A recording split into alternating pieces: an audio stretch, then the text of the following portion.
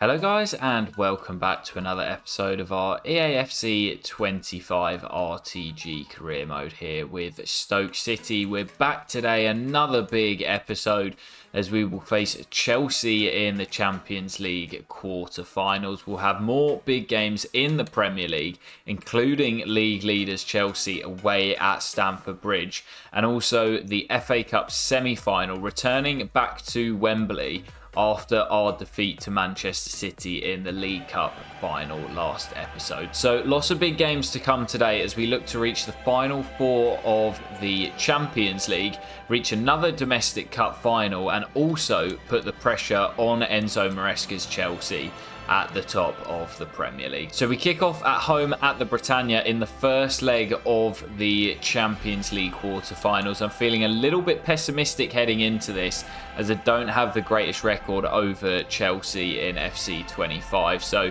going to be a tough game, but we have looked good in the Champions League this season. Come on the Potters. Yeah, huge first game of the episode, as we had in the last one as we took on Bayer Leverkusen. And I forgot to mention in the intro, but of course we've got no Oscarson at the moment, down with the injury that he picked up in the previous episode. So I'm still going with the youngsters. Kaufman leads the line in this game after his goal at the Emirates in the previous episode. Of course, we did fall to defeat in that game, but it's good to get the youngster some minutes and to see him on the score sheet as well, as that's nicely worked. And Aaron's into Kaufman.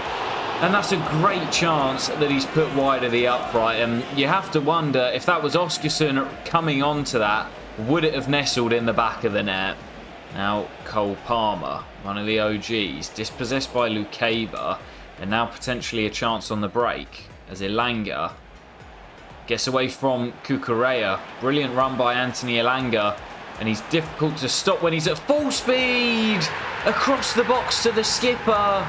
And Bay, on the slide, gets the touch and scores the opening goal of this Champions League quarter-final tie. Well, we've just hit the hour mark. Still, we lead by 1 in a game that's been very tight, very cagey, and there's not been too many clear-cut chances. At the moment, we do lead, and there's Haraldson looking for the second, denied by the Dane Philip Jorgensen as Rishi goes into the book. Corner will go short to the skip, and Bay swings the ball in looking for Kaufman, and it's claimed by Jorgensen. 25 to play in this first leg. Still we lead by 1, and I wouldn't be too surprised to see it end that way. Corner for Chelsea. Goes into the middle. Ramos goes up. Gravenberch gets an important header on that. And Baumgartner will bring the ball clear as Lewis Skelly onside. And Lewis Skelly's away. Great chance for 2. Lewis Skelly across to the skipper. And from one end, we could have been pegged back level at 1 apiece. And a swift counter-attack from Stoke. Lewis Skelly runs through, but he's got the awareness to lay it on a plate for the skipper, who gets his second of the night and puts us in a commanding position heading back to Stamford Bridge for the second leg. Well, there's the whistle at the Britannia, and it's the same first leg result as we had against Bayer Leverkusen in the last 16. Big victory here on home soil as we defeat Enzo Maresca's Premier League leading Chelsea by 2-0. Bay with both the goals, and again we were just solid defensively, didn't allow any real chances on our goal. And heading back to Stamford Bridge for the second leg, Chelsea are going to have to score at least twice to just force it to extra time. So a great opportunity to reach the final four of the Champions League. But before we get into that second leg, it's Crystal Palace staying at home at the Britannia, one of our bogey teams, and of course Ismail Assar, probably my arch nemesis in this save. With all the players that have scored goals against me, Darwin Nunez, Lookman, Thuram, and so on and so forth, I think Ismail Assar is the OG arch nemesis, and we'll have to keep him quiet here if we want to pick up all 3 points. Come on the Potters. Well, terrible first half here at the Britannia, and this will be a terrible result if it stays this way as well. Got to keep the pace with the teams above us, as Sainz just couldn't poke it through, and we're just lacking a little bit of creativity in this match today. And it's the sort of game that Ismail Assar will be thinking he can make himself the hero. Here is the danger man, Ismail Assar, into Barry, and still Barry. Bash holds him up well, but there is Ismail Assar. Big save, and it comes back to Sarr again. And Lewis Skelly throws himself in the way of it. It will be a goal kick, but that was the chance for the arch nemesis. And Rigby making a storming run forward down the right. Into Bay, he's onside. Can he finish? Still the skip. And now Sainz didn't quite work out the way I was planning it to, but Borja Sainz, who struggled for form this season. He's been in and out of the team, but have given him the nod today, and he scored a really important goal there to give us the breakthrough. Oh, Million pinches it. Sainz through the gap to Asensio. This is nicely worked. There is Marco Asensio, the veteran in his farewell season. Hasn't had much game time this campaign, but given the nod as a false 9 option today, off the bench, and he scores the goal that will seal the victory for Stoke City. Job done here in the Premier League, and we can turn our attention back to that Champions League quarter-final, heading to Stamford Bridge, leading by 2, and with destiny in our own hands as we look to reach the Final Four. Keep a clean sheet in the capital, and we will be heading to the semi-finals in our first year in the competition.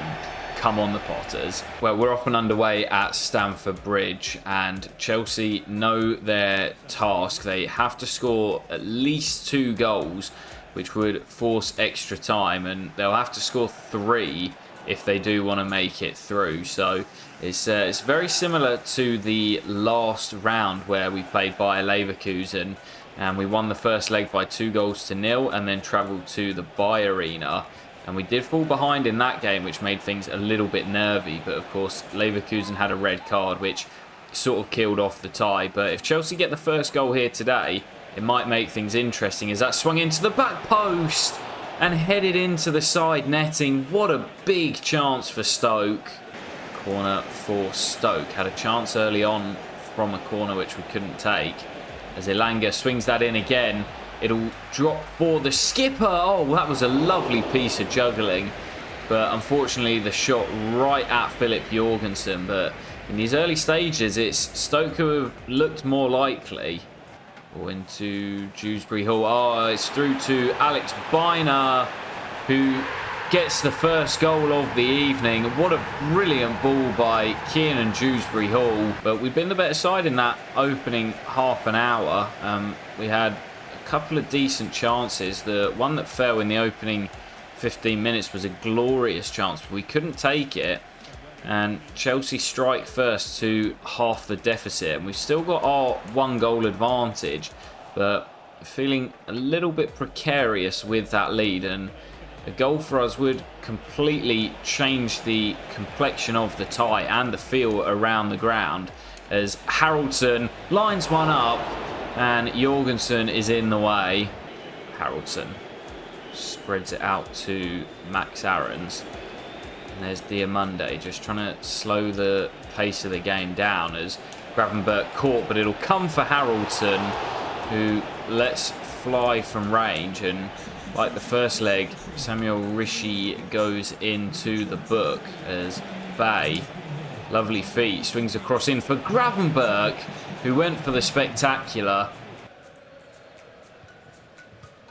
But we've really not offered much going forward, especially in this second half, as Gonzalo Ramos sent through, and Chelsea back on level terms. We said when we kicked off today they knew their job, and they've completed it now. 2-0 on the night, 2-2 on aggregate. And if anybody's got the momentum heading into this final 15 minutes and potentially an extra time period as well, you'd say it's the home side. Well, that's going to do it here at the Bridge. Nobody could win it in the 90, and I think if you'd offered extra time to Chelsea at the start of the 90, they probably would have taken it. We've not really been good enough today. Haven't offered anything going forward, and we were clinging on by that 1-goal margin. Gravenberch does well. Oh, Rishi's already been booked, and Rishi is off. The Italian dived in, and the Chelsea players surrounding the referee, but it was a definite second yellow. And, well, we've played 10 minutes in the extra time period, so 20 to play. Can Stoke City find a winner? Well, that is going to do it for the extra time period, and even with the man advantage, we couldn't muster anything up in extra time, so it's going to be decided on the spot kicks. Both sides won the home leg by 2-0, and we couldn't be separated after that. So the two top sides in England this season will be heading to penalties to reach the final four of the Champions League. We go then, Christopher Nkunku up first, and Nkunku sends Bilal the wrong way and will give Chelsea the lead as Borja Sainz is up first for Stoke, heading to the top left, and does score to level things up. Jamieson, saved by Bilal, guesses right and gets gloves on it as Ryan Gravenberch, going to the same top left corner, scores and gives Stoke City the advantage. Stutter, changing corner, no, he goes to Bilal's bottom right as well. McTominay up next. The experienced Scott McTominay down the middle, 3-2 to Stoke. And Martin Ødegaard really must score. Ødegaard switching corner, oh, it's brilliant. Panenka's it down the middle. And now it's the kid Baumgartner. What are you made of, son? Baumgartner sends Jorgensen the wrong way, and we are one penalty save away from the final four. Gonzalo Ramos steps up, and if Bilal can save this, we're through. But no, he sends it into that same bottom corner. But now the skipper has the chance. How's your nerve, Skip? It's probably been his best season in a Stoke City shirt. And the skipper has the chance to send us through, which he does. Stoke City score all 5. Bilal made one save, and that was enough to send us through to the Champions League semi-final in our first year in the competition. The adventure continues for those Stoke City fans, and we'll go and find out who it is we will take on in the Champions League semis. Get in, man. Well, as we get back to the menu, if we sim through here to our next game in the Premier League, which sees us taking on Burnley, Chelsea look as if they have played and won. So they do bounce back after that knockout and move 6 points clear at the top. Although we do, of course, have the game in hand as Newcastle lose away at Brighton. They're now, 7 points behind Chelsea and have played a game more. So that might mean it is a straight shootout between ourselves and Chelsea for the Premier League. But as for the Champions League, in the final four, Stoke City will be taking on Inter. Ooh, that is going to be tough. Inter Milan in the final four. They knocked out Lille 4-1 on aggregate. Manchester United were knocked out by Borussia Dortmund, and PSG were knocked out by another Italian side in Lazio. But I think Inter is probably the toughest tie we could have got out of the three opponents. So that will come in the next episode, but we'll close out today with some more big games in the Premier League, as we're going to take on Burnley and then Chelsea, both away from home. as that could be a straight shootout for the title as we travel to Stamford Bridge once again. And then we'll also have our trip to Wembley in the FA Cup semi-final as we take on Manchester United. So still big games to close out with as we look to keep our focus as we hunt down this historic treble for Stoke City. Still a hell of a lot of work to be done, but really looking forward to the final stages of the campaign. Got to win here at Turf Moor. Come on the Potters. Corner for Burnley here, swung into the middle, not fully clear, but now Singo can find the skipper who skips away from Roberts and can go coast to coast here. Bay running in behind should give us the lead and just caresses it into the back of the net. What a season the skipper is having. In terms of goal scoring, it is by far his best campaign, and he has really been leading and carrying the team this campaign. Well, a bit of bad news here as Oscarson's coming back from injury. His replacement, Kaufmann, has gone down and is going to have to be substituted. It's an awkward falling for the young Austrian. He stays down straight away.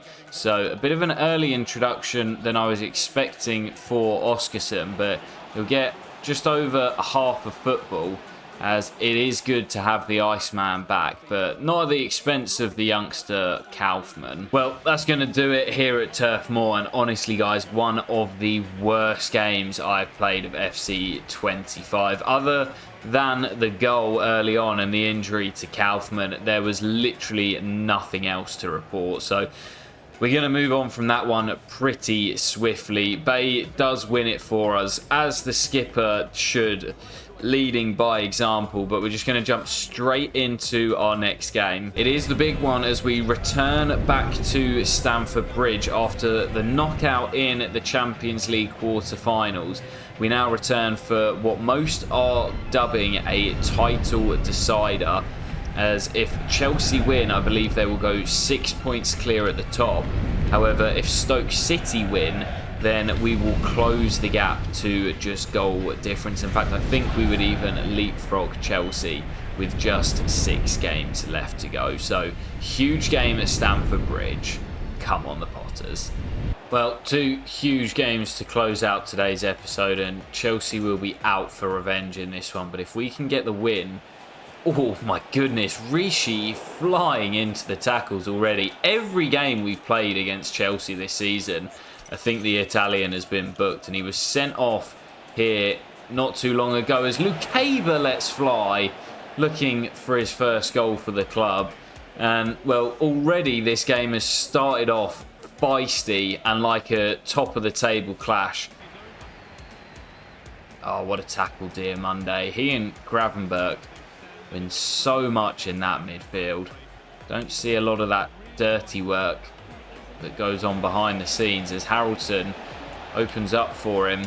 Diamonde back to Haraldson, who just squeezes it under Philip Jorgensen. How on earth did he get that past the Dane?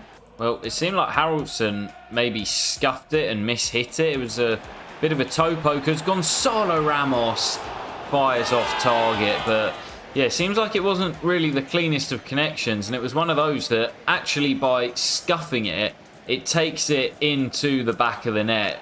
And Stoke City lead, but could easily have been pegged back there with Portuguese striker firing off target. Shrewsbury Hall reverses it for Ramos, and there's Cole Palmer on his weaker right foot, now onto his left, and Biner lets fly, and Bilal has to scramble across his goal to keep it out. The Spaniard scored the first in the Champions League clash here not too long ago, and he lets fly again, and Bilal is equal to it again. Pavard down the right, Jordan Boz with him, but he finds a route into Cole Palmer, and Palmer looked to reverse it. It'll come back for Gonzalo Ramos, and again Bilal is equal to it, forced into a couple of saves towards the end of this first half. Corner swung in, we've not got there, it's off the woodwork, and Boz will clear. Chelsea piling on the pressure in those final 10 minutes or so, But for the time being, we are holding firm as we survive a bit of a let-off with the ball cannoning off the upright. Well, we were riding our luck a little bit at the end of that first half, as there was a few chances for Chelsea and a few saves for Bilal, and of course the post being rattled as well. But there are chances for us on the break, and the next goal in this one is a huge one, as Elanga looks to get away from Cucurella, reverses it for Bay. There is Baumgartner, his shot blocked by Colwill, and Chelsea will clear only as far as Elanga, and there's Bay. Bay to win it, flashes it wide of the far post. 22 minutes to play, and still we lead by just a single goal. Forward to Biner. This is it, we're in added time of extra time. Ball swung into the middle, and Boz just about did enough as McTominay will clear. And for the second time in a matter of weeks, Stoke City come to Stamford Bridge and get the better of Chelsea. A few weeks ago, it was on penalties in the Champions League. And now we come here and win in the Premier League as we go level on points with Maresca's side, thanks to the first half goal from Haraldson. Well, before heading into our final game of the episode, just a quick look at the Premier League table. As you can see, Newcastle now 7 points behind ourselves and Chelsea. So it looks like our 4-horse race has been cut down to just 2, as it will be a straight shootout between ourselves and Enzo Maresca's Chelsea.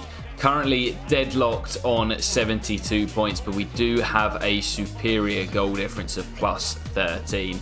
We do still have some tricky games left to come, as we have to take on Manchester City at the Britannia and also travel to Anfield to take on Liverpool. But before we focus on those final Premier League games, it is FA Cup semi-final time as we travel to Wembley once again. Of course, we lost the League Cup final here in the previous episode against Manchester City, and now taking on their crosstown rivals United, we're looking to reach our second domestic cup final of the season.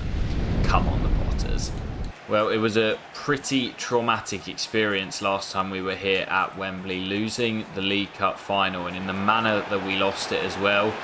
The last kick of the game just made it even tougher to take. But back here, oh, good save, Bilal. Back here for the FA Cup semi-final and taking on another side who have... Oh, no, not him, not Karim Konate. But taking on another side who have the experience in these occasions in Manchester United. They made the better start here, and we've looked very nervy in the early stages, but just got to calm ourselves down, focus on the task at hand, and hopefully get the win against the Red Devils as we did in the League Cup semi-finals. As Sainz drills in the opening goal against the run of play. It's the first time we've been forward, but the Spaniard called upon for the big semi-final at Wembley, back in the team and back on the score sheet. Yeah, I love how open our games against United are. Every time we face them, it is just end-to-end stuff, as Garnacho with the instant leveller down the other end. And most cup semi-finals and cup finals are tight and cagey, but when you put these two on the pitch together, you know there's going to be goals and there's going to be chaos. Garnacho drills in the equaliser, and we're back level straight away. Mosquera into Pedri, lovely ball forward to Garnacho, couldn't slide it through, and Diomande will find the former United man Anthony Elanga. Now Aarons back to Elanga, and Elanga's got the pace to get in behind.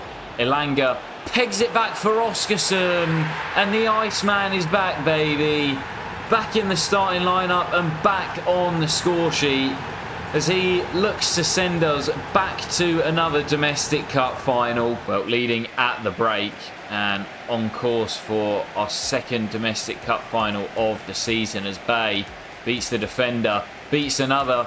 What a run, and that's going to be a spot kick as Peters, the regen, brings down the skipper. It was a lovely piece of skill, And Peters goes into the book. This will give us a 2-goal cushion, but Bay, as the skipper should, is going to give it to the main penalty taker, Oscarson. And Oscarson drills in the third. Bay could have stood up and taken it himself, but he's a team player. And he has been leading this team from the front this season. Says, no, I'm giving the penalty to the Iceman. And he drills in the third goal. True fair. Forward to Garnacho. Looked to peg it back. Singo had to be careful. True fair through the gap. Aarons gets something on it, but not enough. And it's that man once again, Karim Konate. Well, game's chilled out a little bit since that second Manchester United goal from Konate. And now we're looking for the dagger as Elanga finds Sainz. And there's Oscarson. Lovely take. And Anthony Elanga to surely now send us to the cup final against his former team. His 10th goal of the season into double digits and restoring the 2-goal cushion here. That surely is going to be enough now. United not done yet. Ball slipped through. Konate, it's 4-3. And just as we extend the gap once again to 2, that man, Karim Konate, draws his side back into it, and United will just not sit down. Well, this is certainly one of the craziest FA Cup semi-finals of all time, as United looking to get back into this. No. Konate, oh, I don't believe it. And I've just taken off all my starters as well, with that Champions League semi-final in midweek in mind. How on earth have we bottled this? Konate has a hat-trick, and it's 4-4 at Wembley. How on earth has that stayed in? How on earth has that stayed in? No! Oh my goodness! Oh my god, it would have been one of the greatest FA Cup comebacks of all time. Harley does well. Haraldson, McTominay, Million, on to Haraldson, surely for 5-4! And the substitute restores the lead for Stoke City. I wasn't sure whether to bring on Baumgartner as I'd taken off all my attacking options, but I went for Haraldson and it's paid off as well. A lovely passing move as we slice through that United defence. He takes his time, picks out the top corner, and Stoke City are in front again. Can we hold on to it this time? Oh, forward to Sainz. Chance to seal it here. Haraldson into McTominay. And Haraldson and Sainz. And Scott McTominay! Another former United man. I tried to show the respect, but he's having none of it. Spent a lot of his career at the Red Devils. And he's moved on to Napoli in real life, returning back to England in this save. And he's scored a few goals for us this season. Terrible limbs in the Stoke City end. But his left-footed drive will surely have sent us to the final now.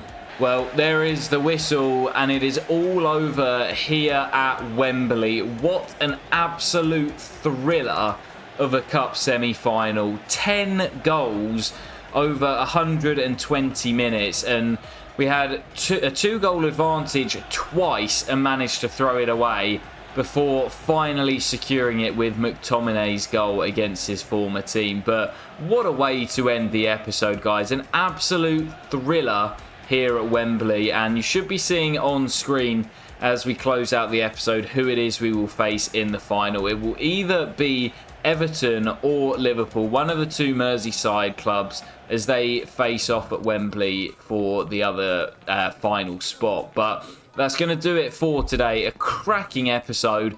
loads of drama through to the final four of the Champions League, level on points with Chelsea in the Premier League with 5 games to play, and now into the FA Cup final as well, as we look to get our hands on our first domestic trophy of the save after losing out on the League Cup in the previous episode. But guys, I'll catch you in the next episode where we will be back with the Champions League semi-finals as well as the final 5 Premier League fixtures as well. So loads of big games to come. I'll catch you for that very soon. Take care and peace.